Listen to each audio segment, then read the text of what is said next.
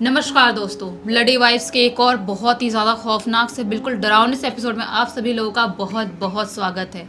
दोस्तों, आज की जो स्टोरी होने वाली है ना, वो लिटरली बहुत ही ज़्यादा खौफनाक होने वाली है।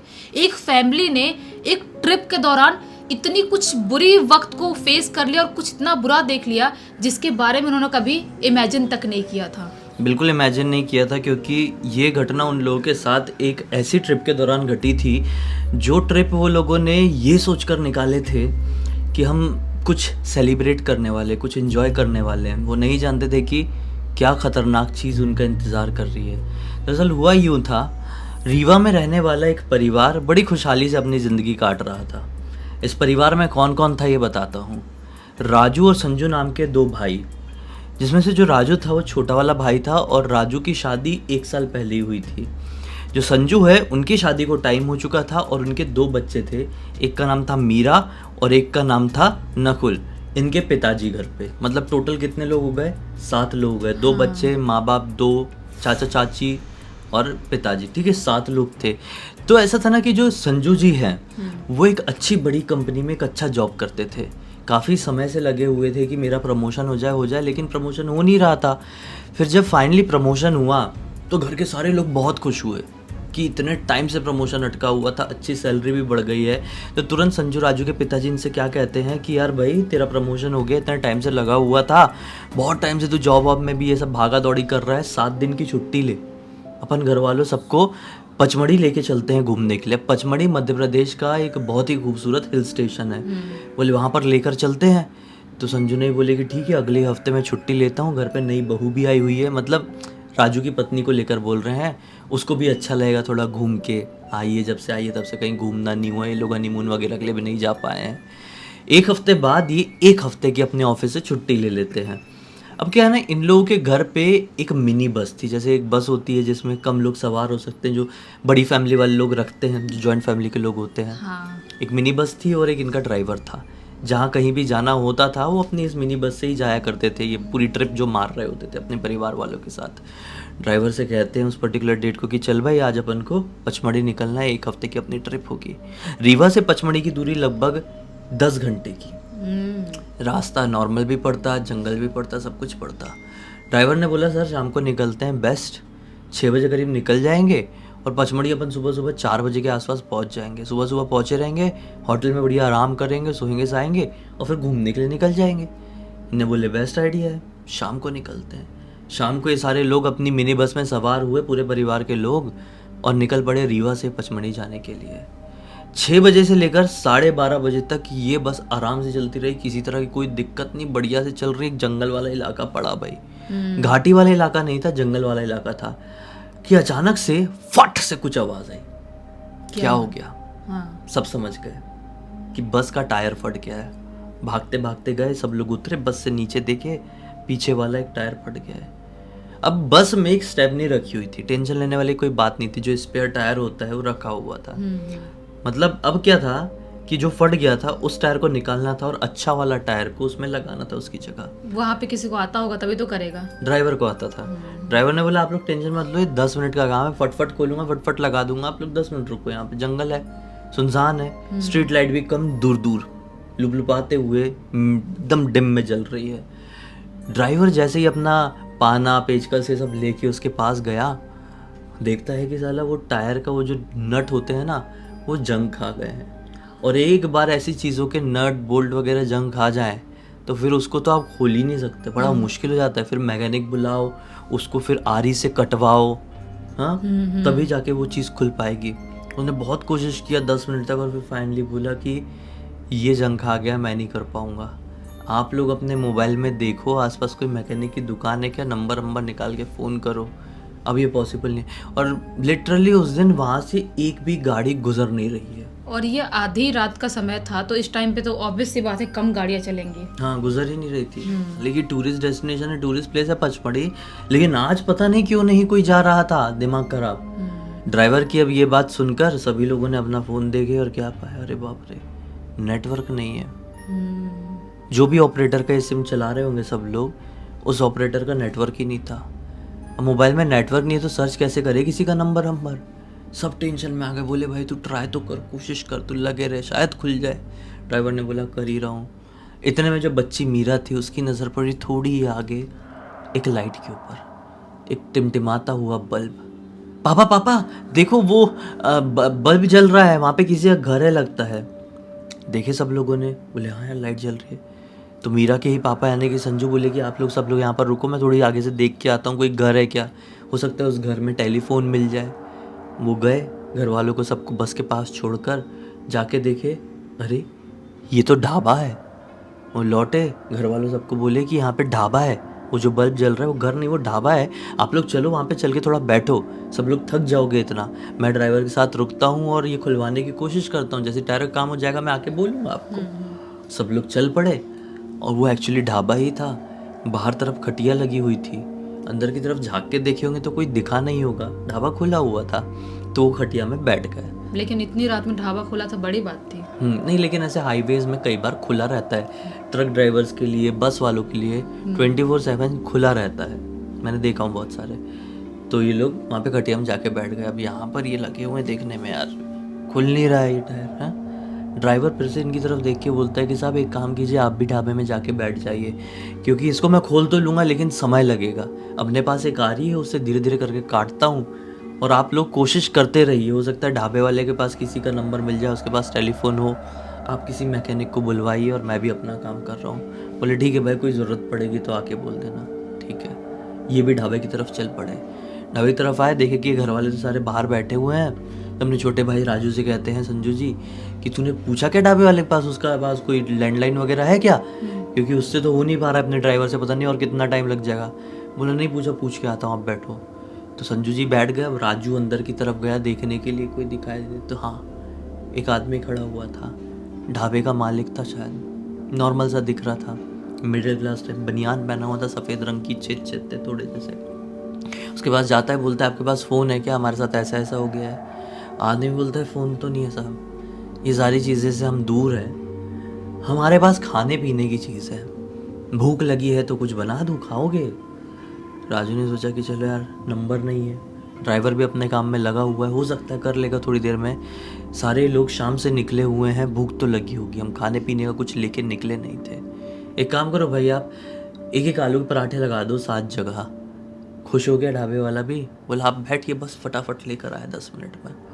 ये जाकर बैठे हैं बाहर, 10 मिनट गुजर गए, ढाबे वाला आया नहीं। ये बोले क्या सीन है यार, अंदर थोड़ा झाँक के देखने लगे, लेकिन अचानक से झाँकते झाँकते उनकी नज़र ढाबे के ऊपर पड़ गई, राजू की। हाँ, ढाबे के छत में। क्या देखते हैं कि ढाबे की छत की जो बाउंड्री वॉल है उसके ऊपर वो ढाबे का मालिक बैठा हुआ है, बाउंड्री वॉल में, अपने पैर नीचे की तरफ बाहर की तरफ लटका कर, और पैर ऐसे ऐसे हिला रहा है अपने दोनों पैर। तो राजू बड़े ध्यान से देख रहे हैं उसको कि साला ये आलू के पराठे बना रहा था, बोला 10 मिनट में लेके आता हूँ, ये छत में क्या कर रहा है, ऐसे में टाइम लगा देगा बनाने हाँ, और ये ऐसा क्यों बैठा हुआ है, पागल हो गया है क्या, गिरगुरा जाएगा तो, हाँ बहुत ज़्यादा चोट आ जाएगी। हालांकि एक ही फ्लोर का ढाबा था, लेकिन बूढ़ा आदमी है ना वो, तो लग जाएगी उसको बहुत ज़्यादा। ये कुछ बोल पाते उससे पहले ही वो ढाबा वाला जो ऐसा बैठा हुआ था इनको देख के स्माइल किया और इशारे से ऐसा ऐसा बुलाया। ये कुछ बोले नहीं, उठे और सोचे क्यों बुला रहा है। ये जब पहली बार ढाबे के अंदर गए थे तो देखे थे कि ढाबे के अंदर से ही ऊपर जाने की सीढ़ियाँ थी, तो सोचे मैं जाके देखता हूँ छत में क्यों बुला रहा है, कुछ होगा भाई, कोई बात होगी। तो ढाबे के अंदर जैसे ही गए हैं उस सीढ़ियों के ऊपर चढ़ने के लिए, अंदर जाते से ही क्या देखते हैं कि वही ढाबे का मालिक, तो भाई वो जो सिगड़ी है उनकी, सिगड़ी समझते हैं जिसमें कुछ भी बनाते हैं, उस सिगड़ी के पास खड़े होके पराठे बना रहे हैं, और 6-7 पराठे तो बना ही चुका है। तो ये उधर गए उसके पास और बोले राजू जी ने कि भाई तुम तो अभी ऊपर बैठे हुए थे, इशारे से मुझे बुलाए थे, तुम नीचे भी कैसे और ऊपर भी कैसे। ये अपना पराठा बनाना रोका और आके क्या बोलता है, साहिब वो मैं नहीं था, आपने कहीं जो ऊपर आपको दिखाई दे रहा था उसकी आंखों में तो नहीं देखे ना। राजू जी बोलते क्या बात कर रहा है भाई, तू ही बैठा हुआ था, इशारे से तूने ऊपर की तरफ मुझे बुलाया तभी मैं यहाँ पर आया हूँ। साहिब विश्वास मानो या ना मानो, जो आपको ऊपर दिखाई दिया ना वो इस खतरनाक जंगल में घूमने वाला एक छलावा है, उसकी आंख में जो कोई भी देख लेता है उसकी मौत निश्चित है। अब आपके साथ जो कुछ भी होगा उसके जिम्मेदार सिर्फ और सिर्फ आप होगे। ऐसा बोलते हुए उस ढाबे वाले की शक्ल बदल जाती है, उसका बोलने का लहजा, टोन, सब कुछ बदल जाती है और चेहरा इतना ज्यादा डरावना हो गया कि राजू देख के पूरे दंग। जैसे वो कुछ रिएक्ट कर पाते उतने में ही बाहर से पिताजी के चिल्लाने की आवाज आई, राजू राजू बेटा बचाइए, हमको मार डालेंगे। और पीछे से पत्नी रजनी की भी चिल्लाने की आवाज आई। इनकी पत्नी का नाम रजनी था। बचाइए बचाइए बचाइए। राजू जी का दिमाग खराब हुआ, भागते हुए बाहर पहुंचे। साला बाहर कोई है ही नहीं, परिवार का एक भी इंसान नहीं, कहां गए सब लोग। अब भी तो पिताजी और पत्नी की चिल्लाने की आवाज आई थी, लेकिन पूरी खटिया वटिया सब खाली है। ये क्या हो गया। उतने में ही कंधे में पीछे से टैप आया। ये जैसे पलटे क्या पाते हैं, पीछे पिताजी खड़े हुए हैं सफेद सफेद आंख लेके और सिर्फ एक ही चीज बोले, बेटा राजू, मैंने सुना तूने एक बहुत बड़ी गलती कर दिया है। अब तेरे साथ जो कुछ भी होगा उसका जिम्मेदार सिर्फ तू ही होगा क्या। ऐसा बोल के वो पिताजी ने अपने जेब से निकाले खंजर, मतलब जेब नहीं, यहाँ पे जो घुसा के रखते ना वैसा खंजर निकाले और राजू के ऊपर वार करने के लिए ऐसा आगे कूदे ही है कि राजू भागना शुरू कर दिया। राजू को समझ में नहीं आया कि मेरे साथ क्या हो रहा है। अब वो दौड़ रहा है उस डायरेक्शन में जहां पर बस खड़ी हुई थी, लेकिन बस भी दिखाई नहीं दे रही है। पीछे पिताजी चाकू लेकर दौड़ रहे हैं, एकदम सफेद सी आंख लेकर, डरावना चेहरा लेकर। थोड़ी आगे जाने के बाद एक पेड़ के पीछे से बड़ा भाई संजू भी निकला, वो भी और डरावना दिख रहा है, उसके भी हाथ में खंजर है। फिर थोड़ी आगे जाने के बाद पत्नी रजनी, थोड़ी आगे जाने के बाद भाभी, सब एक साथ इसके पीछे दौड़ रहे हैं। इसने सोचा रास्ता बदल देता हूं, जंगल में घुस जाता हूं। वो जंगल में घुस गया, भागते भागते भागते भागते पता नहीं अंधेरे में किधर भाग रहा है, चिल्ला रहा है। इतने में अचानक में इसके पैर से कुछ टकराया और ये मुंह के बल सीधे नीचे गिरा। बोला क्या टकराया।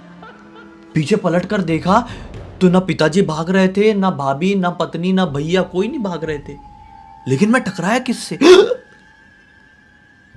पिताजी पड़े हुए, खून निकल रहा है पेट से इसके।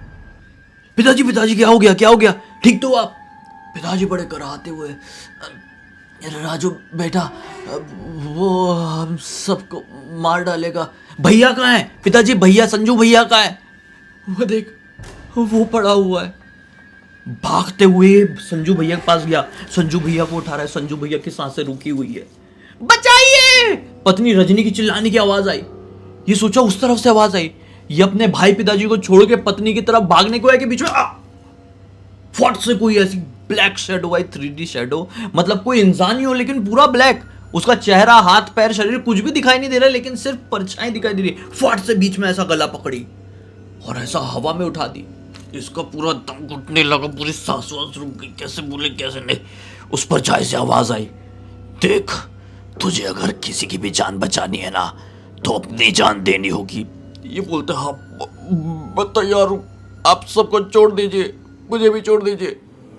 दिखाई दे रहा है पेड़, जा जो बोला कर दे। ऐसे बोल के छत से जोड़े, ये गिरे। अब ये एक तरीके से हिप्नोटाइज्ड। ये जैसे गिरे इनको कुछ समझ में नहीं आ रहा। इनके कान में पिताजी की आवाज़, पत्नी की आवाज़, भैया की आवाज़, भाभी की आवाज़, बच्चों की आवाज़। इनको दिखाई दे रहा है एक बरगद का पेड़। इस बरगद के पेड़ में जो डाल होती है ना, जो बेल होती है, वो बेल लटकी हुई थी और कुछ इस प्रकार से वो डिज़ाइन बनी हुई थी। उस चीज़ का मैं नाम नहीं ले सकता जिसमें कोई भी खुद को खुश कर सके।